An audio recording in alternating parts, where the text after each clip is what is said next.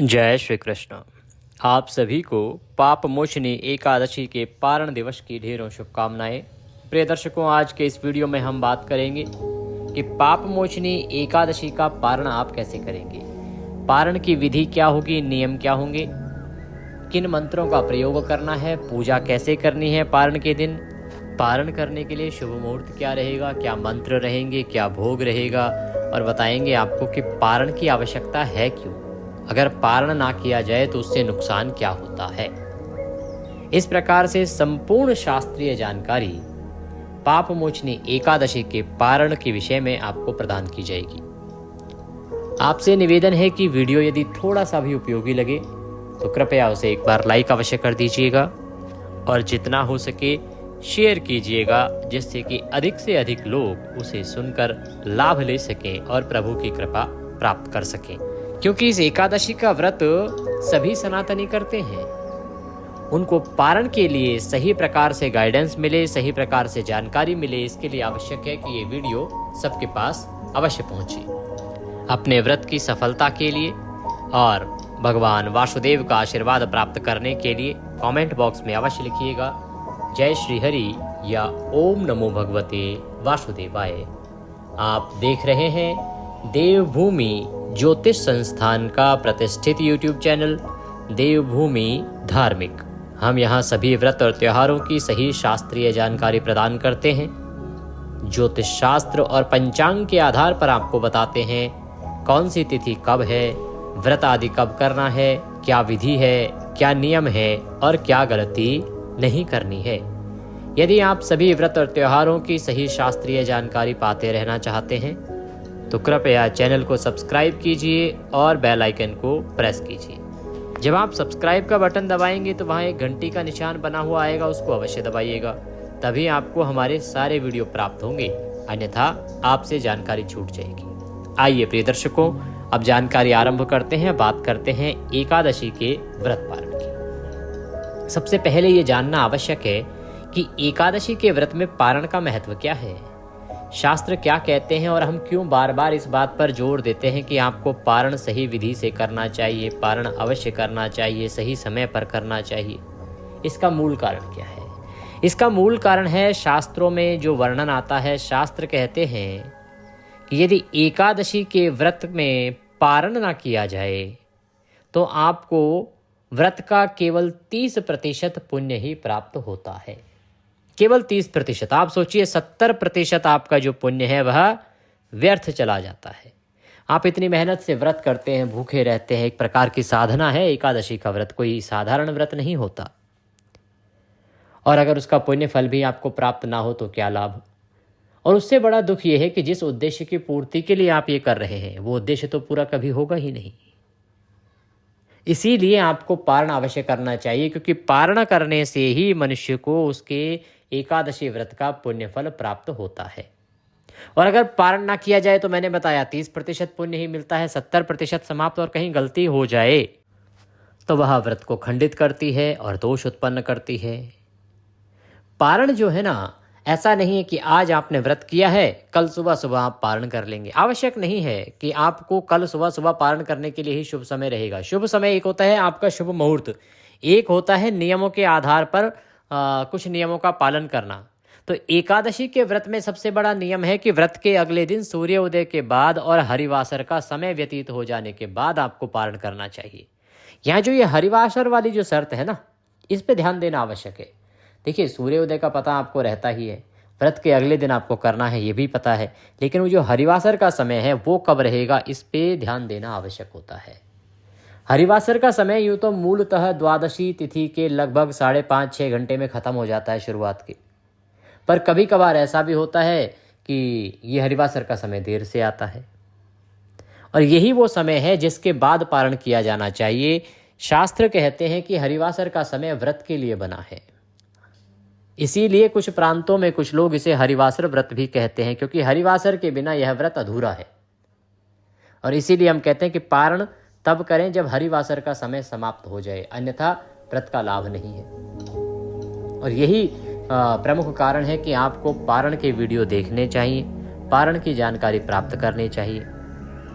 और पारण की विधि अलग अलग होती है। सभी एकादशियों में ऐसा नहीं कि एक ही प्रकार से, जैसे एकादशी के व्रत की विधि अलग है। आपने पिछली 2 एकादशियों में देखा, घट स्थापना की बड़ी महिमा थी, भगवान की स्थापना घड़े के ऊपर, एक में भगवान के परशुराम स्वरूप की स्थापना की गई।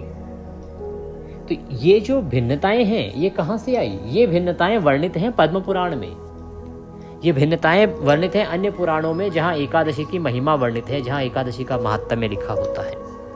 तो आइए अब जानते हैं कि ये जो एकादशी है इसका पारण आपने कैसे करना है, कब करना है, विधि मंत्र भोग आदि क्या रहेंगे। प्रिय दर्शकों, एकादशी का व्रत आप कर रहे हैं 15 मार्च को, दिन रहेगा रविवार का। 15 मार्च दिन रविवार को आप एकादशी व्रत करें, नियमों का पालन करें।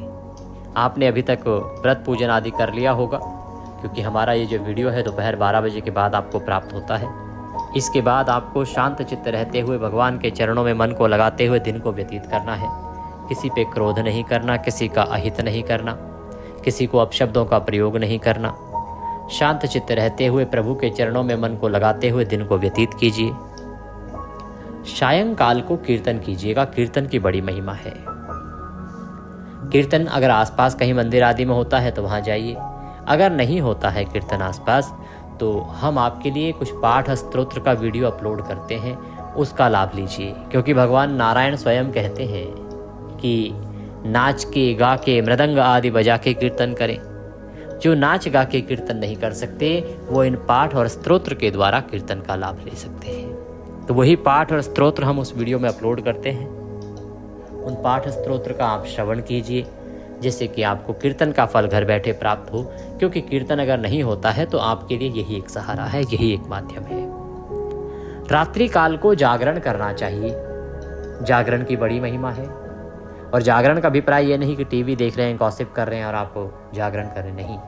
यही जो पाठ स्तोत्र मैंने कहे हैं ना, यही पाठ स्तोत्र आपको जागरण के लिए सुनने चाहिए, जागरण के समय सुनने चाहिए।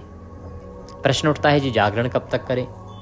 शास्त्र तो कहते हैं, नियम तो कहते हैं कि आप रात्रि भर तक जागरण कीजिए, परंतु अधिक ना कर पाए तो कम से कम 2 बजे तक तो करें ही करें। आहार आप सभी जानते हैं, फल आहार ही इस व्रत में आपको करना है। अधिक कुछ ना खाएं, यही कल्याणकारी है। जितना अधिक खाएंगे उतना आपका पुण्य जो है एकादशी का भार क्षीण होता चला जाता है। इस प्रकार आप नियमों का पालन करते हुए दिन और रात्रि को व्यतीत कीजिए। अगले दिन सूर्योदय से पहले आपको अवश्य उठ जाना चाहिए। उठने के बाद स्नान आदि कीजिए, स्नान आदि करके स्वच्छ वस्त्र धारण कीजिए। स्वच्छ वस्त्र धारण करके भगवान सूर्यदेव को जल दीजिए तथा एकादशी पारण के दिन की पूजा आरंभ कीजिए। तो आप एक लोटा ले लीजिए, कल का लोटा आपने रखा होगा या कल आपने चौकी लगाई होगी, जैसा कि हम विधि बताते हैं कैसे आपको भगवान की चौकी लगानी चाहिए, कैसे पूजा करनी चाहिए, आपने स्थापित की होगी। और बहुत से ऐसे भी नए दर्शक होंगे जिन्होंने इस विधि से आदि चौकी आदि लगा के पूजा नहीं की होगी, क्योंकि उनको हमारे द्वारा बताई गई विधि शायद ज्ञात नहीं थी, पता नहीं था उन्हें। तो आइए आरंभ से हम जानकारी प्रदान करते हैं कि कैसे चौकी आदि लगानी है, क्या करना है और कैसे फिर आप इसका पूजन आगे करेंगे। यहाँ पे 2 बातें बता दूं, जिन्होंने चौकी आदि कल नहीं लगाई थी उनके लिए मैं आरंभ से ही बता रहा हूँ कि चौकी आज कैसे लगानी है पारण वाले दिन। और जिन्होंने कल चौकी आदि स्थापित कर रखी है तो उनको जब मैं पूजन आरंभ करूँगा वहाँ से शुरू करना है। तब तक आप जो कल की पूजा सामग्री आपने अर्पित की होगी, पत्र पुष्प चढ़ाए होंगे, उनको हटा लीजिए। और जो लोटे में जल आपने कल भरा था ना, उस जल को पीपल को दे दीजिए और उसमें मांझ के शुद्ध जल भरना है। कैसे? पहले गंगा जल भरिएगा, फिर शुद्ध जल भरिएगा उसमें। ये कार्य कीजिए। मैं बाकी तब तक स्थापना की विधि आपको बताता हूँ। प्रिय दर्शकों, जिन्होंने चौकी आदि स्थापित नहीं की है तो देखिए सामग्री के रूप में आपके पास क्या होना चाहिए। भगवान नारायण का कोई चित्र या स्वरूप या प्रतिमा होनी चाहिए। उनको स्थापित करने के लिए चौकी होनी चाहिए। अगर किसी के पास चौकी नहीं है तो ऐसा नहीं कि बिना चौकी के स्थापना ही नहीं हो सकती। आप किसी भी स्थान पर भगवान को स्थापित करके पूजन कर सकते हैं, बस वो स्थान शुद्ध और पवित्र होना चाहिए। भगवान को अर्पित करने के लिए रौली, मौली, पान, सुपारी, लौंग, इलायची, धूप, दीप, नैवेद्य, पुष्प, इत्र और जनेऊ लेना है। पंचामृत से स्नान कराना होता है तो पंचामृत के लिए कच्चा दूध, दही, घी, शक्कर और गंगाजल लेना है। शहद का प्रयोग एकादशी के इस व्रत में पूजन में नहीं होता है, इसका ध्यान दीजिएगा। इस प्रकार से ये सारी सामग्री एकत्र कीजिए, पत्र पुष्प आदि एकत्र कीजिए और एक लोटा लीजिए तांबे का। उसमें पहले थोड़ा गंगाजल भरिए, फिर शुद्ध जल भरिए।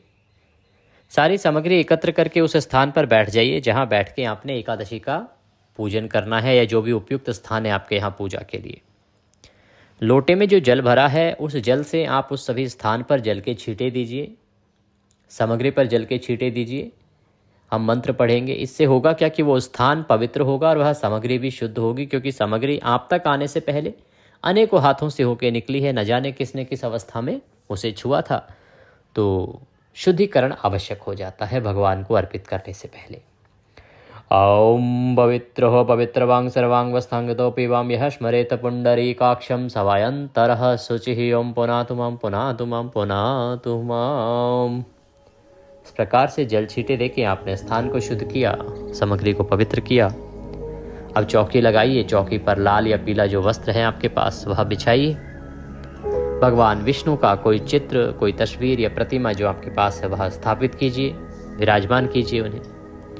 भगवान के सामने घी का दिया रखिए, सीधे हाथ की ओर घी का दिया रखा जाता है।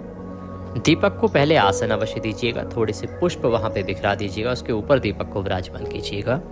दीपक कभी भी डायरेक्ट नहीं रखा जाता है, उनको आसन देना चाहिए। अनाज का आसन दे सकते हैं, पुष्प का आसन दे सकते हैं। इस प्रकार से दीपक स्थापित कीजिए, उसके विपरीत दिशा में धूप रखिए। इस प्रकार आपने भगवान की स्थापना की है। अब हम पूजन आरंभ करेंगे। तो एक छोटे से पात्र में कोई भी कटोरी लीजिए, कोई और लोटा है तो दूसरा लोटा ले लीजिए। उसमें ये जो जल लिया है आपने लोटे में ना, इसमें से थोड़ा सा जल उसमें डाल लीजिए। ये आपकी अपनी आचमनी के लिए होगा। एक छोटा सा चम्मच रखिएगा, उस चम्मच में उतना ही जल लीजिए जितना 2 बूंद जल होता है, और अपने सीधे हाथ पे जल लेके हाथ धो लीजिए। हस्तो प्रक्षालनम। अब 2-2 बूंद जल आपको एक एक मंत्र पर आचमनी करनी है, पीना है। ओम माधवाय नमः, जल लीजिए, पी जाइए। ओम केशवाय नमः, जल लीजिए, पी जाइए। ओम नारायणाय नमः, जल लीजिए, पी जाइए। ओम ऋषिकेशाय नमो नमः। इस प्रकार से आचमनी करके अपने आप को तिलक कीजिए और मौली बांधिए।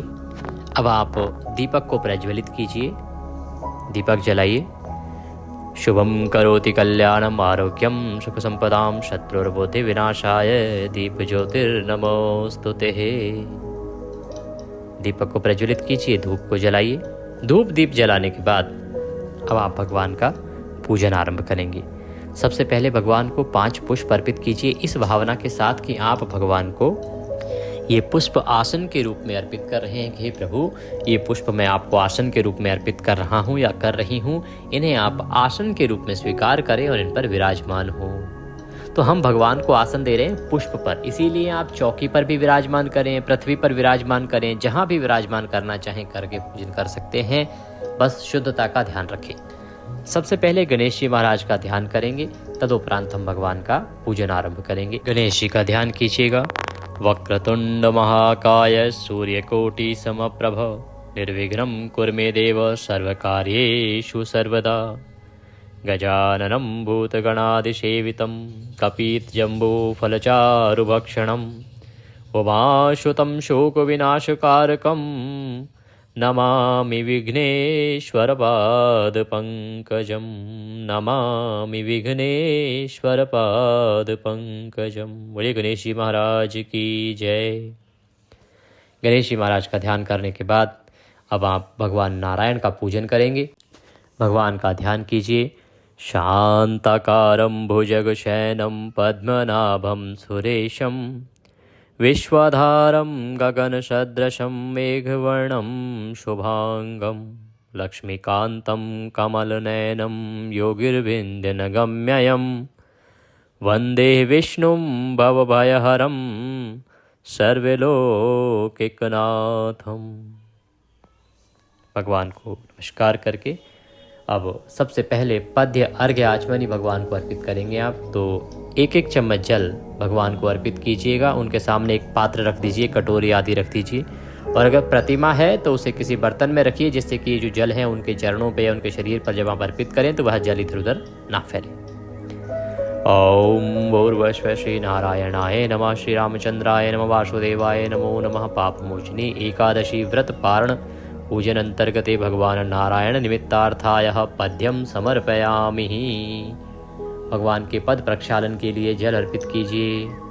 और जो प्रतिमा का पूजन कर रहे हैं भगवान के पैरों पर जल अर्पित कीजिए। भगवान को अर्घ्य प्रदान करेंगे। ओम भूर्भुवः श्री नारायणाय नमः वासुदेवाय नमः श्री रामचंद्राय नमो नमः। अर्घ्यम समर्पयामि। अर्घ्य के रूप में 1 चम्मच जल भगवान को अर्पित कीजिए। उनके सामने रखे पात्र में अर्पित कीजिए। अब आप आचमनी कराएंगे। ओम भूर्भुवः श्री नारायणाय नमः कृष्णाय नमः वासुदेवाय नमः रामचंद्राय नमो नमः। आचमनिम समर्पयामि। भगवान को जलाचमनी कराइए। अब भगवान को स्नान कराएंगे। प्रेम से स्नान कराइएगा। जो प्रतिमा का पूजन कर रहे हैं वो शंख में जल भर लीजिए और भगवान को प्रेम से स्नान कराइए। ओम भूर्भुवः श्री नारायणाय नमः वासुदेवाय नमः कृष्णाय नमो नमः। स्नान निमित्तार्थाय जलम समर्पयामि। ओम नारायणाय नमः नारायणाय नमः नारायणाय नमः। शंख से स्नान कराते जाइए भगवान को। इसके बाद पंचामृत से स्नान कराएंगे। तो पंचामृत कच्चा दूध, दही, घी, शक्कर और गंगा जल से बनाइए और वह भगवान को अर्पित कीजिए। ओम भूर्भुवः श्री नारायणाय नमः वासुदेवाय नमः श्री रामचंद्राय नमो नमः। पंचामृत स्नान निमित्तार्थाय पंचामृतम समर्पयामि। पंचामृत समर्पित कीजिए भगवान को। पंचामृत के बाद पुनः शुद्धियोदक स्नान कराया जाता है। तो शुद्ध जल से स्नान कराएंगे। ओम भूर्भुवः श्री नारायणाय नमः वासुदेवाय नमः श्री रामचंद्राय नमो नमः। शुद्धियोदक स्नान निमित्तार्थाय शुद्ध जलम समर्पयामि। शुद्ध जल समर्पित कीजिए भगवान को। भगवान को शुद्ध जल से स्नान कराइए। नहलाने के बाद अब आप भगवान को वस्त्र अर्पित करेंगे। तो वस्त्र के रूप में मौली का 1 टुकड़ा तोड़िएगा, अर्पित कीजिएगा। ओम भूर्भुवः श्री नारायणाय नमः रामचंद्राय नमः वासुदेवाय नमो नमः। वस्त्रम समर्पयामि। वस्त्रम उपवस्त्रम यज्ञोपवीतम। जनेऊ लीजिए। जनेऊ को रौली कुमकुम आदि से तिलक कर लीजिएगा, फिर आप अर्पित कीजिएगा। ओम भूर्भुवः श्री नारायणाय नमः वासुदेवाय नमः कृष्णाय नमो नमः। यज्ञोपवीतम समर्पयामि। यज्ञोपवीत अर्पित करने के बाद अब प्रभु को इत्र अर्पित करेंगे। इत्र को फूल पर लगा लीजिए और वह अर्पित कीजिएगा। ओम भूर्भुवः श्री नारायणाय नमः कृष्णाय नमः श्री रामचंद्राय नमो नमः। इत्रम समर्पयामि। भगवान को तिलक करेंगे, तिलक कीजिए। ओम भूर्भुवः श्री नारायणाय नमः कृष्णाय नमः रामचंद्राय नमो नमः। तिलकम समर्पयामि। तिलकम तिलकान्ते पुष्पाणि पान्तु। पुष्प अर्पित करेंगे भगवान को। फूलों की माला है तो माला पहनाइएगा। ओम भूर्भुवः श्री नारायणाय नमः श्री कृष्णाय नमः रामचंद्राय नमो नमः। पुष्पम समर्पयामि। माल्यार्पणम कुरुः। माला अर्पित कीजिए भगवान को। पुष्प अर्पित कीजिए। धूप दिखाएंगे, दीप दिखाएंगे। ओम भूर्भुवः श्री नारायणाय नमः श्री कृष्णाय नमः रामचंद्राय नमो नमः। धूपम अग्रापयामि। ओम भूर्भुवः श्री नारायणाय नमः कृष्णाय नमः रामचंद्राय नमो नमः। दीपम दर्शयामि। धूप दीप दिखाइए और अब भगवान को नैवेद्य अर्पित कीजिए। नैवेद्य के रूप में यदि आपके पास कोई पीले रंग की मिठाई है ना, वो सर्वोत्तम है, उसे लीजिए, वह अर्पित कीजिए भगवान को। ना हो तो आप मिश्री ले सकते हैं, बताशा ले सकते हैं, फल ले सकते हैं, चढ़ाइएगा। ओम भूर्भुवः श्री नारायणाय नमः कृष्णाय नमः वासुदेवाय नमो नमः। नैवेद्यम समर्पयामि। जलाचमनिम कुरुः। जलाचमनी कराइए। 1 चम्मच जल लीजिए, भगवान के सामने रखे पात्र में अर्पित कर दीजिए। ओम भूर्भुवः श्री नारायणाय नमः कृष्णाय नमः श्री रामचंद्राय नमो नमः। जलाचमनिम समर्पयामि। जलाचमनी समर्पित कीजिए। तांबूलम पूंगी फलम। पान का पत्ता लीजिए, उस पर 2 लौंग, 2 इलायची, 1 सुपारी रखिए और वह भगवान को अर्पित कीजिए। ओम भूर्भुवः श्री नारायणाय नमः कृष्णाय नमः रामचंद्राय नमो नमः। तांबूलम समर्पयामि। तांबूलम पूंगी फलम। शुभ दक्षिणायाम शुभदो वरदो भवः। जो भी दक्षिणा आप अर्पित करना चाहते हैं वह दक्षिणा भगवान को चढ़ाइए। ओम भूर्भुवः श्री नारायणाय नमः कृष्णाय नमः वासुदेवाय नमो नमः। द्रव्य दक्षिणायाम समर्पयामि। हाथ जोड़ के नमस्कार कीजिए। इसके बाद आप तुलसी माता की कथा सुने। पारण के दिन अगर सुनी जाए तो उत्तम होती है। विष्णु सहस्त्र नाम का श्रवण करें। अगर आपके समय निकले और सुन पाएँ तो बड़ा कल्याणकारी है। फिर हम भगवान की आरती करेंगे। आरती करके और भोग लगाएंगे। भोग में आप क्या बनाएंगे? भोग इस दिन आपको विशेष रूप से केसर युक्त खीर बनानी चाहिए। अन्यथा आप पीले चावल का भोग लगा सकते हैं। पीले चावल आप किसी भी एकादशी के पारण दिवस पर बनाएं, कल्याणकारी होते हैं। आप जो घर में कोई शाकाहारी भोजन, शुद्ध सात्विक भोजन बना हो, उसका भी भोग लगा सकते हैं। भोग थाली में रखें, उसमें तुलसी पत्र रखें, भगवान के सामने थाली रखें। हम मंत्र पढ़ते हैं। पर्दा कर दीजिए। ओम नाभ्यः शेहेदंतरक्षेवं शेष्णो जो हो समवर्ततः पद्भ्यां भूमिर्दिशां श्रोत्रं तथा लोकां न कल्पनः। पर्दा हटा दीजिए। जल आचमनी कराइए। जल लीजिए, आचमनी में 3 बार घुमाइए, छोड़ दीजिए 3 बार जल आचमनी करके। सर झुका के भगवान को प्रणाम करके थाली वहाँ से उठा लीजिए। बाकी प्रसाद में इसको मिला दीजिए। जब आप व्रत खोलेंगे, पारण करेंगे, तो पहला ग्रास इसी से खाएंगे। उसके बाद आप कुछ और खा सकते हैं। इसके बाद आती है आवश्यक प्रक्रिया, जिसे हम पुष्पांजलि कहते हैं, मंत्र पुष्पांजलि। तो अपने हाथों में पुष्प लीजिए और खड़े हो जाइए। हम मंत्र पढ़ते हैं, जैसे बोले वैसे आप करते जाइएगा। आवाहनम न जानामि विसर्जनम पूजम चैवम न जानामि क्षम्यताम परमेश्वरः। हे प्रभु, न हम आपका आवाहन जानते हैं, न पूजन जानते हैं, न विसर्जन जानते हैं। भगवान अज्ञानी जीव हैं। जैसी हमसे बन पड़ी है वैसी सेवा आपके श्री चरणों की है। इसमें जाने अनजाने में हमसे कोई गलती, कोई त्रुटि, कोई भूल हो गई हो तो प्रभु उसे क्षमा कीजिएगा। हम तो आपके दर के भिखारी हैं, आपके बालक नादान हैं प्रभु। आपकी दया पर ही चलते हैं, तो आप दया का आशीर्वाद प्रदान कीजिए। आपको अर्पित करने के लिए हमारे पास कुछ नहीं है। तन मन धन सब कुछ आप ही का है। हमारे पास केवल क्या है? मालती मलका जाति सतपत्रादि संयुक्तम पुष्पांजलिम मया दत्ताम ग्रहणाम परमेश्वरः। प्रभु, यह पत्र पुष्प की भेंट है, इसे आप स्वीकार करें और दया का आशीर्वाद प्रदान करें। वह पुष्प भगवान को अर्पित कीजिए। अगर आपको ज्ञात है कि आपसे जाने अनजाने में कोई गलती हो गई है और इसका पता आपको चल गया कि भाई व्रत में आपसे ये भूल हो गई, तो उसके लिए क्षमा याचना इसी समय आपको भगवान से करनी चाहिए। इसके बाद खड़े खड़े परिक्रमा कर लीजिए। यानि कानि च पापानि प्रदक्षिणाम पदे पदे। परिक्रमा करके पुरुष जन जो हैं दंडवत प्रणाम करें, माताएं सर झुका के हाथ जोड़ के नमस्कार करें। इस प्रकार से आपकी पारण दिवस की पूजा पूरी होती है। इसके बाद आपको ब्राह्मण को भोजन कराना चाहिए। संभव है तो घर बुलाइए, भोजन कराइए, दान दक्षिणा आदि दे के विदा कीजिए।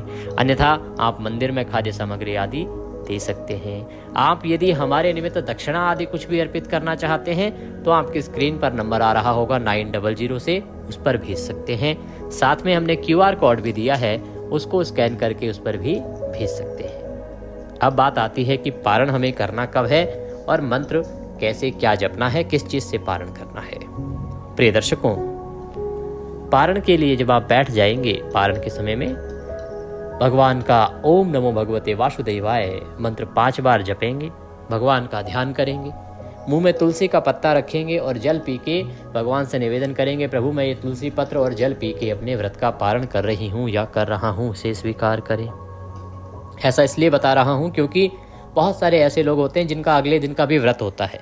अब यदि अन्न से पारण करेंगे तो उस अवस्था में होगा क्या कि आपका अगले दिन का व्रत नहीं हो पाएगा। इसीलिए इस प्रकार से आप पारण करेंगे और उसके बाद जो भी आप अन्न खाना चाहें, जो आपके यहाँ भोग में लगा है भगवान को, वही अन्न सबसे पहले खाएंगे और पारण आपका हो जाएगा। अब प्रश्न उठता है कि पारण करना कब है। पारण के 3 मूलभूत सिद्धांत मैंने आपको आरंभ में बता दिया था। उन 3 मूलभूत सिद्धांतों को मानते हुए इस एकादशी के पारण के लिए जो शुभ समय रहेगा वो रहेगा सुबह सूर्य उदय से और 1.5 घंटे तक। दिल्ली के अनुसार बताऊं तो 6:30 से और 8 बजे के बीच में आप पारण करें, उत्तम रहेगा। ये थी जानकारी एकादशी पारण से संबंधित। जानकारी थोड़ी भी अच्छी लगी हो, वीडियो को लाइक कीजिएगा, जितना हो सके शेयर कीजिएगा और अपनी राय हमें अवश्य दीजिएगा कि आपको हमारा चैनल कैसा लगता है। कुछ सुझाव देना चाहें तो वो भी दे सकते हैं, हम उसके अनुसार भी आपके लिए परिवर्तन लेके आएंगे। भगवान नारायण सब पर कृपा करें, आपका व्रत सफल हो। हरे कृष्ण।